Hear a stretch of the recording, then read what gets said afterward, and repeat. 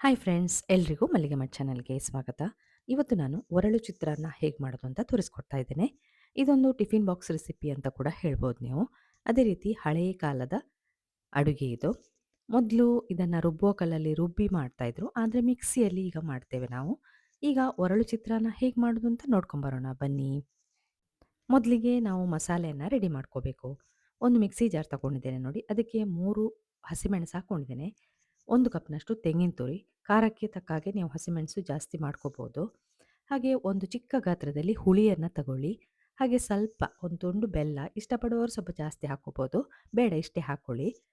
ಹಾಗೆ 1 ಸ್ಪೂನಷ್ಟು ಜೀರಿಗೆ, ಒಂದು ಸ್ವಲ್ಪ ಕೊತ್ತಂಬರಿ ಸೊಪ್ಪು ಕೂಡ ಹಾಕಿ, ಹಾಗೆ ಕರಿಬೇವನ್ನು ಒಂದು 5-6 ಎಲೆ ಹಾಕ್ಕೊಳ್ಳಿ. ನಂತರ ಬೇಕಾದಷ್ಟು ಉಪ್ಪನ್ನು ಇದಕ್ಕೆ ಸೇರಿಸ್ಕೊಳ್ಳಿ, ಇಲ್ಲದ್ರೆ ಮತ್ತೆ ಕೂಡ ಸೇರಿಸ್ಬೋದು ಉಪ್ಪನ್ನು. ಹಾಕಿ ನೀರು ಹಾಕದೆ ನುಣ್ಣಗೆ ರುಬ್ಕೊಳ್ಬೇಕಿದು. ನೀರು ಹಾಕಲೇಬೇಡಿ. ಹಾಗೆ ರುಬ್ಕೊಳ್ಳಿಕ್ಕೆ ಆಗ್ತದೆ, ಯಾಕೆಂದರೆ ತೆಂಗಿನಕಾಯಿ ಇದೆ ನೋಡಿ, ಆದ್ದರಿಂದ ನಾನು ರುಬ್ಕೊಂಡು ಬರ್ತೇನೆ ಈಗ. ನೋಡಿ ಈ ಥರ ರುಬ್ಕೊಳ್ಬೇಕು. ಈಗ ಆಗಿದೆ. ಎಲ್ಲವನ್ನು ಮಿಕ್ಸ್ ಮಾಡಿ ಒಮ್ಮೆ ಬದಿಗಿಟ್ಕೊಳ್ಳಿ ಇದನ್ನು, ಅಂದರೆ ಮಿಕ್ಸಿ ಜಾರನ್ನು ಬದಿಗಿಟ್ಕೊಳ್ಳಿ, ಅಥವಾ ತೆಗೆದು ಒಂದು ಪಾತ್ರೆಯಲ್ಲಿ ಹಾಕಿ ಬದಿಗಿಟ್ಕೊಳ್ಳಿ. ನಂತರ ಗ್ಯಾಸ್ ಮೇಲೆ ಒಂದು ಬಾಣಲೆ ಇಡಿ. ಬಾಣಲೆಗೆ 3-4 ಸ್ಪೂನಷ್ಟು ಎಣ್ಣೆ ಹಾಕ್ಕೊಳ್ಳಿ. ಎಣ್ಣೆ ಬಿಸಿ ಆದಮೇಲೆ ಇದಕ್ಕೆ 1 ಸ್ಪೂನಷ್ಟು ಸಾಸಿವೆ, ಹಾಗೆ 1 ಸ್ಪೂನಷ್ಟು ಉದ್ದಿನಬೇಳೆ, 1 ಸ್ಪೂನಷ್ಟು ಕಡಲೆಬೇಳೆ ಎರಡನ್ನು ಕೂಡ ಹಾಕಿ ಒಳ್ಳೆ ಫ್ರೈ ಆಗಬೇಕು, ಯಾಕಂದರೆ ಇದು ಕಂದು ಬಣ್ಣಕ್ಕೆ ಬರಬೇಕು. ಅದೇ ರೀತಿ ಇಲ್ಲಿ ನಾನು ಒಂದು 20 ಎಲೆ ಕರಿಬೇವನ್ನು ಕೂಡ ಹಾಕ್ಕೊಂಡಿದ್ದೇನೆ, ಜಾಸ್ತಿ ಹಾಕ್ಕೊಳ್ಳಿ, ಟೇಸ್ಟ್ ಚೆನ್ನಾಗಿರ್ತದೆ. ಹಾಗೆ ಒಂದು ಕೆಂಪು ಮೆಣಸನ್ನು ಕಟ್ ಮಾಡಿ ಹಾಕ್ಕೊಂಡಿದ್ದೇನೆ. ಅಂದರೆ ಹಸಿಮೆಣಸು ನಾವು ಸೇರಿಸ್ಕೊಂಡಿದ್ದೇವೆ ನೋಡಿ, ಆದ್ದರಿಂದ ಕೆಂಪು ಮೆಣಸು ಕಡಿಮೆ ಹಾಕ್ಕೊಂಡಿದ್ದೇನೆ. ಹಾಗೆ ಕಡಲೆ ಬೀಜ, ನೀವು ಟಿಫಿನ್ ಬಾಕ್ಸಿಗೆಲ್ಲ ಮಕ್ಕಳಿಗೆ ಮಾಡಿಕೊಡೋದಾದರೆ ಕಡಲೆ ಬೀಜ ಸ್ವಲ್ಪ ಜಾಸ್ತಿನೇ ಹಾಕ್ಕೊಡಿ. ಅನ್ನದೊಟ್ಟಿಗೆ ಒಂದೊಂದು ಸಿಗುವಾಗ ಟೇಸ್ಟ್ ಚೆನ್ನಾಗಿರ್ತದೆ. ಎಲ್ಲವನ್ನು ಫ್ರೈ ಮಾಡ್ಕೊಳ್ಬೇಕು. ಕಡಲೆಬೇಳೆ, ಉದ್ದಿನಬೇಳೆ ಎಲ್ಲ ಕೆಂಪಗೆ ಆಗಬೇಕು, ಅಲ್ಲಿಯವರೆಗೆ ಇದನ್ನು ಫ್ರೈ ಮಾಡ್ಕೊಳ್ಳಿ. ಇದನ್ನು ಒಮ್ಮೆ ಟ್ರೈ ಮಾಡಿ, ತುಂಬ ರುಚಿಯಾಗಿರ್ತದೆ. ಹಳೆಯ ಕಾಲದ ರೆಸಿಪಿಗಳು ನೋಡಿ. ಹಾಗೆ ಸ್ವಲ್ಪ ಇಂಗು ಕೂಡ ಸೇರಿಸ್ಕೊಳ್ಬೇಕು. ಇಂಗು ಹಾಕಿ ಒಳ್ಳೆ ಪರಿಮಳ ಬರ್ತದೆ, ಅದೇ ರೀತಿ ಟೇಸ್ಟ್ ಕೂಡ ಚೆನ್ನಾಗಿರ್ತದೆ. ಎಲ್ಲವನ್ನು ಈಗ ನಾನು ಫ್ರೈ ಮಾಡ್ಕೊಳ್ತಾ ಇದ್ದೇನೆ. ಇಂಥ ರೆಸಿಪಿಯನ್ನೆಲ್ಲ ನೀವು ಟಿಫಿನ್ ಬಾಕ್ಸಿಗೆ ಹಾಕ್ಕೊಡಿ, ಮಕ್ಕಳಿಗೆ ಅಭ್ಯಾಸ ಆಗ್ತದೆ. ಅದು ಬಿಟ್ಟು ನೀವು ಮ್ಯಾಗಿ, ಪಿಜ್ಜಾ ಎಲ್ಲ ಮಾಡಿ ಹಾಕಬೇಡಿ. ಇದರ ರುಚಿ ಕೂಡ ಚೆನ್ನಾಗಿರ್ತದೆ. ಹಾಗೆ ನಾನಿಲ್ಲಿ ಅರ್ಧ ಸ್ಪೂನಷ್ಟು ಅರಿಶಿನ ಪುಡಿಯನ್ನು ಕೂಡ ಆ್ಯಡ್ ಮಾಡ್ಕೊಂಡಿದ್ದೇನೆ. ಕಲರ್ ಚೆನ್ನಾಗಿ ಬರ್ತದೆ, ಹಾಗೆ ರುಚಿ ಕೂಡ ಚೆನ್ನಾಗಿರ್ತದೆ. ಎಲ್ಲವನ್ನು ಮಿಕ್ಸ್ ಮಾಡಿ ಈಗ ನಾವು ರುಬ್ಬಿಟ್ಕೊಂಡಿದ್ದೇವೆ ನೋಡಿ ಹಸಿ ಮಸಾಲ, ಅದನ್ನು ಕೂಡ ಹಾಕೋಬೇಕು. ಎಲ್ಲ ಮಸಾಲೆಯನ್ನು ಇದಕ್ಕೆ ಈಗ ಹಾಕ್ಕೊಳ್ತಾ ಇದ್ದೇನೆ. ದಿಢೀರಂತ ಕೂಡ ಆಗ್ತದೆ ಇದು ಚಿತ್ರಾನ್ನ. ಮತ್ತು ಬಾಯಿಗೂ ಕೂಡ ಹಸಿವೆ ಆದಾಗ ಒಮ್ಮೆ ಇದನ್ನು ತಿಂದು ನೋಡಿ, ತುಂಬ ತುಂಬ ಚೆನ್ನಾಗಿರ್ತದೆ. ನನಗಂತೂ ತುಂಬ ಇಷ್ಟ. ಒಮ್ಮೆ ಈ ರೆಸಿಪಿಯನ್ನು ನೀವು ಮಾಡಿ ನೋಡಿ, ಖಂಡಿತವಾಗ್ಲೂ ಇಷ್ಟಪಡ್ತೀರಾ. ಹಾಗೆ ನನ್ನ ಚಾನಲನ್ನು ಹೊಸದಾಗಿ ನೋಡ್ತಿರೋರು ಪ್ಲೀಸ್ ಸಬ್ಸ್ಕ್ರೈಬ್ ಮಾಡಿ.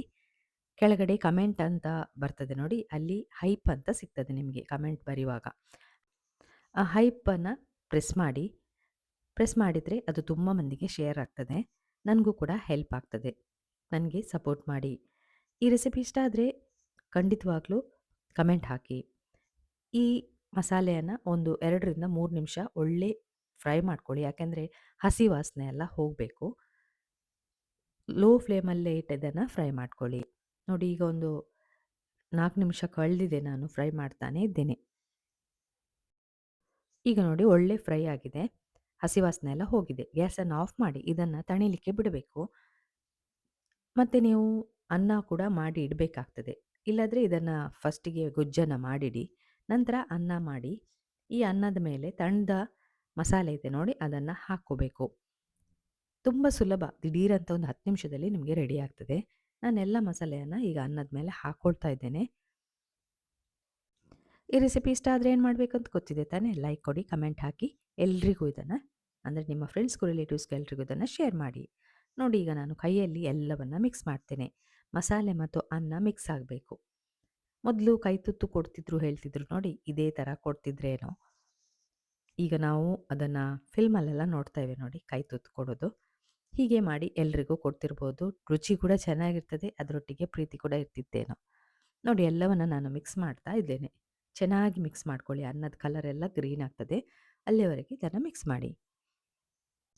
ಹಾಗೆ ಮಧ್ಯಾಹ್ನ ಟಿಫಿನ್ಗೆ ಇದನ್ನು ಮಾಡಿಕೊಡ್ಬೋದು, ಬೆಳಿಗ್ಗೆ ಕೂಡ ತಿಂಡಿಗೆ ಕೂಡ ಇದನ್ನು ಮಾಡಿಕೊಡ್ಬೋದು, ಏನು ತೊಂದರೆ ಇಲ್ಲ. ನೋಡಿ ಎಲ್ಲ ಮಿಕ್ಸ್ ಆಗಿದೆ. ಈಗ ನಾನಿದನ್ನು ಸರ್ವಿಂಗ್ ಪ್ಲೇಟಿಗೆ ಹಾಕ್ಕೊಳ್ತೇನೆ ನೋಡಿ. ಎಷ್ಟು ಚೆನ್ನಾಗಿ ಬಂದಿದೆ ಅಲ್ಲ. ಈ ರೆಸಿಪಿಯನ್ನು ಒಮ್ಮೆ ಟ್ರೈ ಮಾಡಿ. ತುಂಬ ಚೆನ್ನಾಗಿ ಆಗ್ತದೆ. ನೋಡಿ ಈಗ ನಾನು ಸರ್ವಿಂಗ್ ಪ್ಲೇಟಿಗೆ ಹಾಕ್ಕೊಳ್ತಾ ಇದ್ದೇನೆ. ಈ ರೆಸಿಪಿಯನ್ನು ನೋಡಿದ್ರಲ್ಲ, ಇನ್ನು ನಿಮಗೆ ಹೊಸ ರೆಸಿಪಿಯೊಂದಿಗೆ ಸಿಗ್ತೇನೆ. ಪುರ್ಸೊತ್ತು ಮಾಡಿ ನೋಡಿದ್ದಕ್ಕೆ ಥ್ಯಾಂಕ್ ಯು.